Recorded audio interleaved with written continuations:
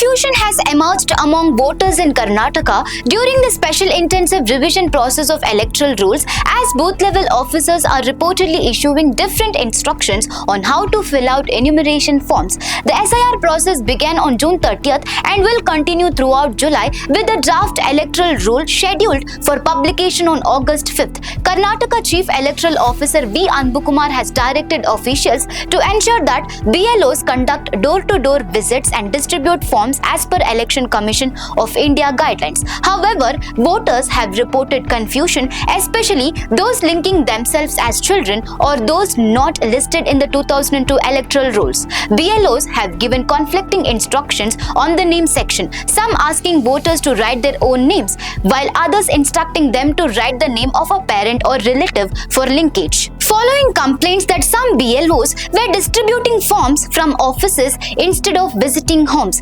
CEO V. Anbukkumar issued directions to all district election officers to ensure strict compliance with ECI guidelines and door-to-door distribution. He also said that voters facing difficulties can visit voter facilitation centers for assistance and that this facility should not be widely publicized.